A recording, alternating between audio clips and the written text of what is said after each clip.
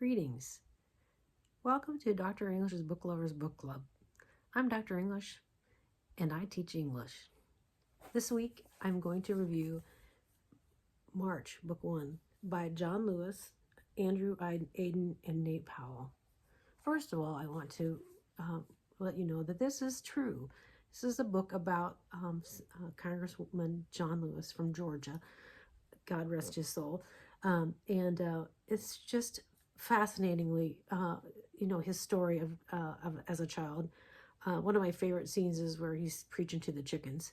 But I'm going to share a couple other things. But I think the one thing I really appreciate about the artist is that they've kept it in black and white, and I think that was very intentional to keep it in black and white, to show something about the segregation of the time of black and white in the South in particular. And I think that was a very intentional choice by the artist. And I love how you still get the sound of John Lewis's voice. At least I think so. When I read it, I think, oh, it sounds just like John Lewis is talking to us. Having listened to John Lewis speak on several occasions, not in person, of course, but through the medium of television, I've been able to hear hear him speak, always eloquently, always with that same sense of peaceful resistance. He's famous for the phrase "to get into good trouble," and just a week ago they had protests around the country, good trouble protests, and that's in honor and in memory of John Lewis and his untiring work for civil rights in the 60s. And so this book 1, and I highly recommend that you read this, and also that you take the time to read all of them, to read all of John Lewis's life story, because this is about the beginning and about where he grew up. I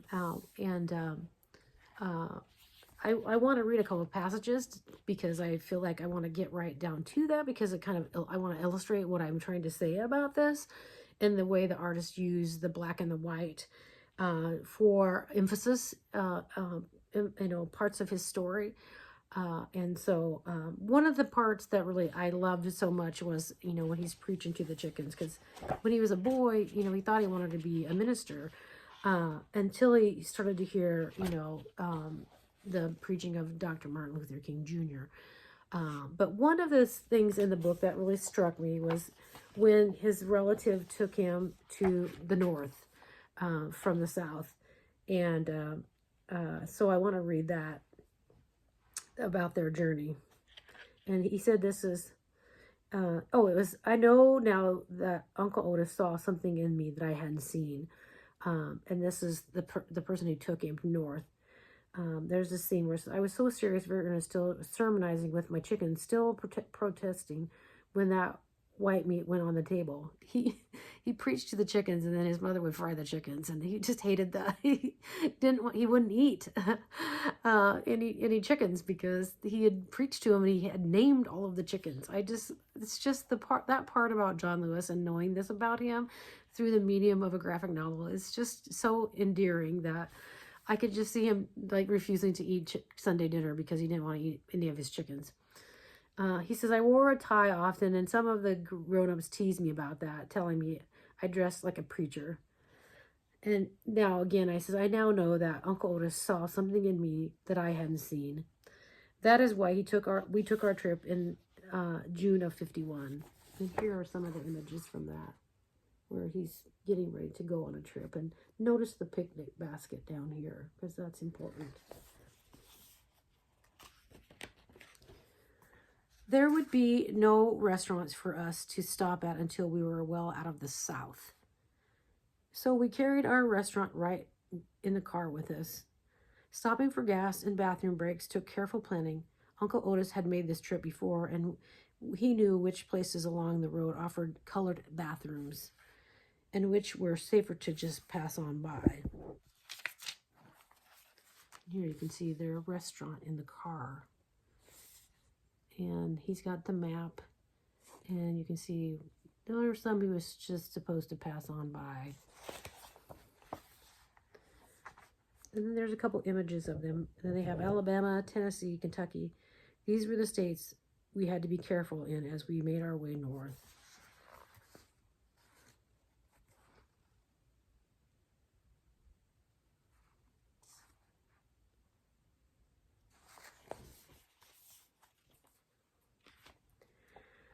Black drivers we passed going the other direction from north to south face an added danger, their license plates making them visible targets. And there's one that has New York. What are them Yankee niggers doing with a car like that? Sometimes they had to face worse. It wasn't until we got to Ohio that I could feel Uncle Otis relax. And so I relaxed too.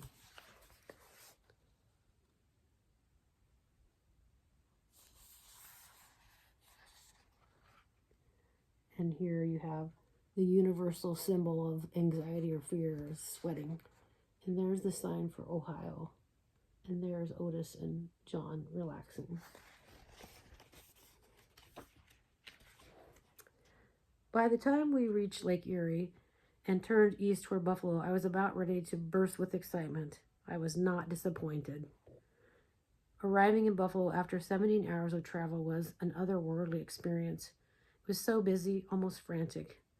When we reached my Uncle O.C.'s and Dink's house, I couldn't believe it.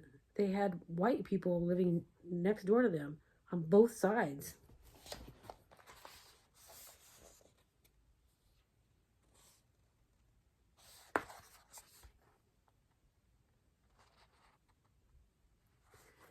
So as you can see, John was not prepared for life in the North. He was so surprised by the fact that his relatives lived next door to white people.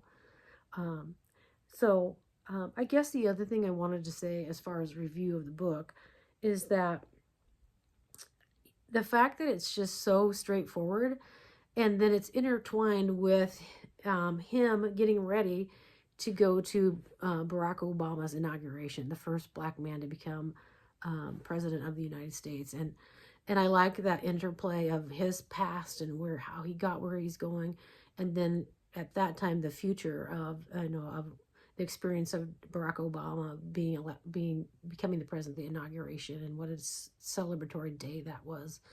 And he gets just they kind of frame the John and the illustrators frame the story, and that he's getting ready for that. And then two young boys come from Georgia, from Atlanta, and they want to hear more about his story, and so he starts to talk about his life. And so I love how they frame the story in that way, that John is asked by two young people, not unlike him, I suppose, who are interested in being of service to their country as politicians or getting involved in their community, wanted to hear his story. And this is also, in the earliest part of his life, he's very young and is really influenced by Martin Luther King Jr. and hearing him speak. And so one of my favorite pieces of artwork in here is the page that is just John. And it's just one full page. This is so beautifully done. I just love the use of that one page with that dark, all that black. And it says, his words liberated me. I thought, this is it. This is the way out. And so once he, heard Martin speak, Martin arranged to meet John. And so not long after he met John, John Lewis, they were trained about how to go and do sit-ins. And so I really like that. I mean, it's just like they're trained specifically not to respond. So John picked up on that nonviolent resistance that, that Martin Luther King Jr. picked up from Mahatma Gandhi. And when Gandhi, tried to liberate Indians from British colonial rule. And so it's really striking to me how well they depict how they practice not responding to, being spit on, all kinds of things. It's just remarkable about how they trained each of them not to respond to the kind of treatment they were going to get. And I just think everyone should read this, because just to be reminded of what they did to sacrifice to get the Civil Rights Act, and the kind of abuse and treatment they, underwent to get to this point. And I just think, I wish that all of us could be half as brave as John Lewis, in my own personal opinion. So, and then it gets to the end where they're at the Woolworths, and they go before the judge, and it's just, the treatment is just, we just think this can't really be true, but it is true. And then he is wants to apply to go to I can't remember the name of the school now. Oh shoot! And they've never allowed a black student into the college, and that's what he wants to do. He wants to be able to go to this college, and so it kind of leaves off on that. You kind of have to tune back in book 2 to find out more. So, and then finally, I talk a little bit to the English ed people, and I would definitely say, oh, you should definitely teach this book. Just the images alone, but just the history of it. And this is one I would definitely say you'll want to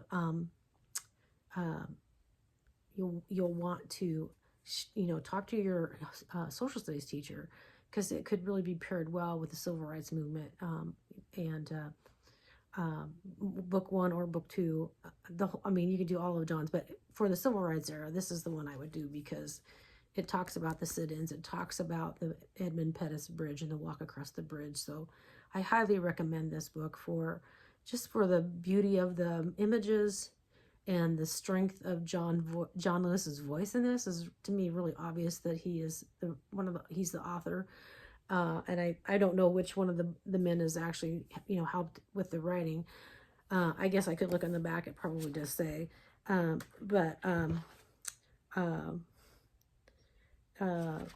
it's just really well done. And I would definitely teach this in a secondary class. Probably even middle school would be acceptable in middle school too, for all, from my perspective. So thank you for joining me this evening. Next week I'm going to do another graphic novel, Dragon Hoops, which is a favorite of my students, by Jean Lewin Young. And so please join me as I share a little bit about that book. It's such a fun book. So thanks for joining me. Bye.